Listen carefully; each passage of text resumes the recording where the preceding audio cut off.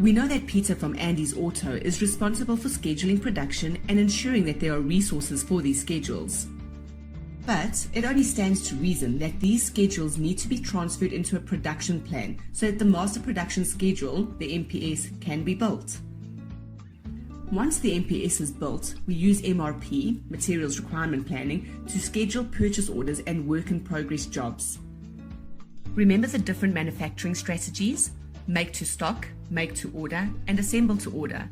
These are used to help build a production plan, and for each strategy there is a different approach. The make to stock strategy means we use a forecast to determine the quantity of products that we need to meet that demand. Remember Andy's Auto's cleaning products?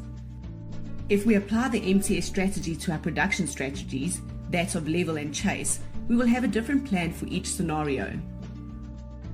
The level production strategy looks at keeping our production steady and having the same amount of goods produced regardless of the forecast. Using the chase strategy, we only have to make what we need so that production and the MPS are the same as the demand forecasts. In this instance, inventory remains unchanged.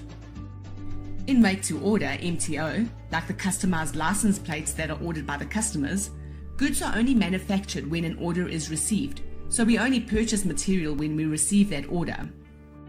Assemble to order, ATO, is like a blend of MTS and MTO, so one would plan production as if it is an MTS environment until the sub-assembly stage and then plan accordingly to the MTO strategy for the final assembly. MRP is fed by the MPS and provides input to the production activity control, PAC. It is the link between the planning and the execution of the planning.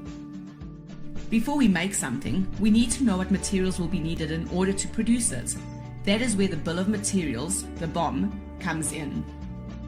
The product structure on the BOM shows the material, component parts, sub-assemblies, and other items.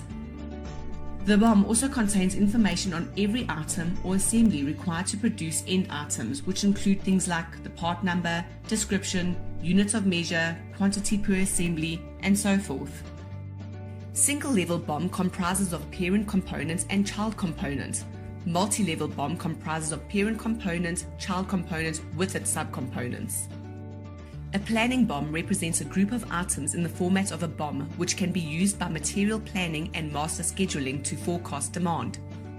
If an item or component is late from the supplier, the Where Used report will allow us to examine all the parent assemblies that will be affected by the late delivery of that item.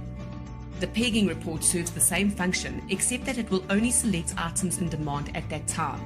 An extremely important aspect of the MRP calculation is lead times, both manufacturing lead time for sub-assemblies as well as purchasing lead time for bought-out parts. The information needed for the MRP as well as the MRP logic is described in your practitioner's guide, so please be sure to read and understand it. Materials requirement planning is a function of your ERP system and is essentially a giant calculation used to identify the requirements for both production and purchasing based on the levels and quantities recorded on the BOM. Any information that we keep in our systems must be 100% accurate in order for MRP to work effectively. This means accurate inventory levels, accurate lead time records, accurate quantities on each level of the BOM, and all consumables and components recorded correctly. If this is not correct, MRP will make suggestions which could result in too much or too little inventory, a place where we definitely do not want to be.